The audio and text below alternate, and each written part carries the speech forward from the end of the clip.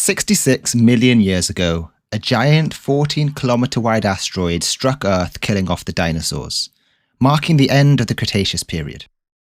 This impact was known as the Chicxulub impact event, and the energy released was equivalent to 100 million megatons. The blast generated a core of superheated plasma in excess of over 10,000 degrees. Although that thermal pulse would have been relatively short-lived, it would have been lethal for nearby life. The Chicxulub impact event produced a shockwave and air blast that radiated across the seas, over coastlines, and deep into the continental interior.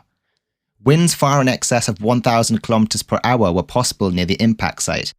The pressure pulse and winds would have scoured soils and shredded vegetation and any animals living in nearby ecosystems.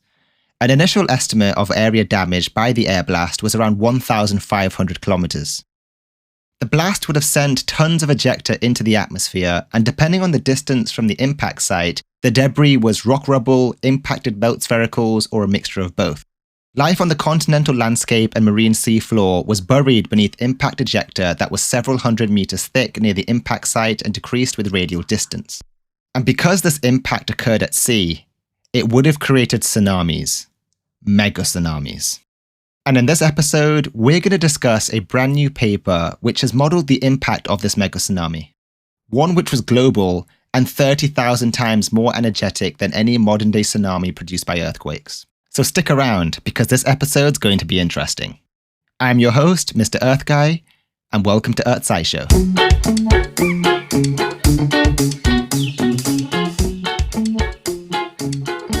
Most global tsunami simulations to date have been of tsunamis induced by underwater earthquakes. For instance, the 2004 Indian Ocean tsunami.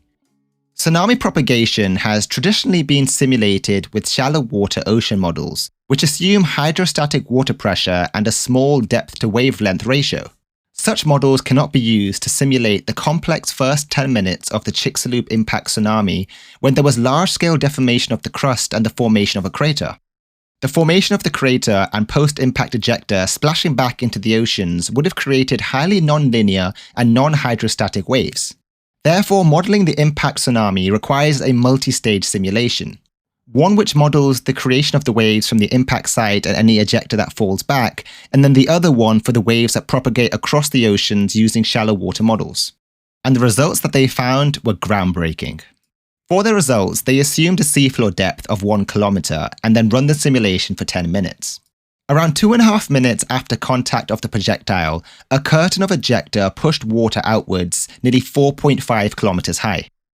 After 5 minutes, falling ejecta continued to impart momentum to the ocean, and 10 minutes afterwards, all of the ejecta had fallen back and a wave 1.5 kilometer high was created.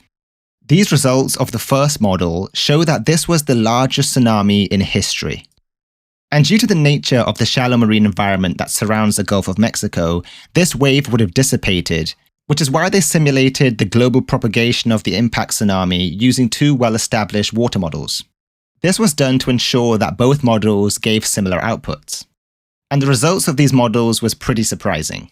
The impact tsunami spread outside the Gulf into the Atlantic about 1 hour from impact. After 4 hours, it passed through the Central American Seaway. And just as an FYI, North America and South America at this point in time, 66 million years ago, were not connected. The Central American Seaway is present-day Guatemala and Panama, and it connected the Gulf directly to the Pacific Ocean. And around 4 hours after the impact, waves had entered into the Pacific through this passageway. And the energy released from this impact site was so powerful that the waves which spread from the Gulf to the Atlantic had actually entered the Indian Ocean the same time the waves from the Pacific had reached the Indian Ocean. You can almost think of these waves propagating around the east and west sides of the Earth and meeting at the same point in the Indian Ocean. The tsunami was going in excess of 200 meters per second in deep water. And after a mere 48 hours, the tsunami had reached all coastlines across the world. So how big were these tsunamis that managed to go across the globe? Well, we have to ignore the first model because the 4.5 kilometer and 1.5 kilometer were impact waves from the asteroid. The shallow water models will give us the true size of the tsunamis that the coastlines felt. In the Gulf of Mexico, the waves would have been higher than 100 meters. And the tsunamis may have penetrated more than 100 kilometers inland before the backwash swept the continental debris back into the Gulf of Mexico. Evidence of this can be found in the rock record around the Gulf of Mexico. For example, there are Chicxulub-generated tsunami deposits in the Brazos River of Texas. Along many North Atlantic coastal regions and some South American Pacific coastal regions, the models show over 10 meters of tsunami waves. And on average, all coastlines around the world had amplitudes in excess of 1 meters. But what's more striking is there's evidence that the wave eroded deep water basins 12,000 kilometers away near New Zealand. This just shows how powerful that tsunami wave was. Evidence on this was found during the deep sea drilling projects where we saw entire time periods around the Cretaceous boundary wiped off and eroded away. Scientists have even found enormous ripples engraved by the tsunami in sediments 1,500 meters below what is now central Louisiana. In fact, the water was so deep that once the tsunamis had quit, regular storm waves couldn't disturb what was down there. The mega ripples have average wavelengths of 600 meters and an average height of 16 meters, making them the largest ripples ever documented on Earth. And just for comparison, the collision itself would have been greater than an 11 on the Richter scale. It's not surprising that this marks the end of the Cretaceous period and why many dinosaurs died. Now, not all the dinosaurs would have died that day, but many did. In fact, the waters that receded from the tsunami were so strong that they dragged a bunch of material, including dirt and charcoal from burnt trees, back into the fresh crater.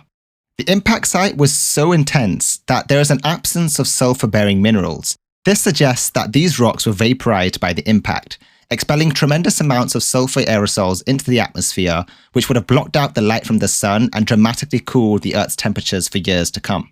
According to the researchers, calculations were somewhere around 325 billion metric tons of sulfur. This is 4 times greater than the sulfur spewed out during the 1883 Krakatoa eruption, which cooled the entire globe for 5 years.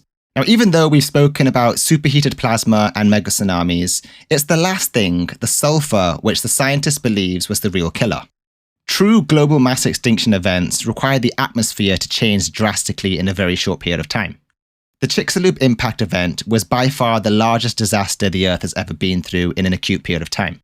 And it's not all doom and gloom, because had that event not occurred, we wouldn't be here today. The removal of the large dinosaurs allowed the smaller animals, like the mammals, to flourish and take over the planet. And on that somewhat silver lining, that's the end of this episode. I hope you enjoyed it and you learned something new today. I'd really appreciate it if you could follow and hit that notification icon. It really helps out the channel. You've been listening to Earth SciShow. I'm your host, MrEarthGuy. And remember, stay curious.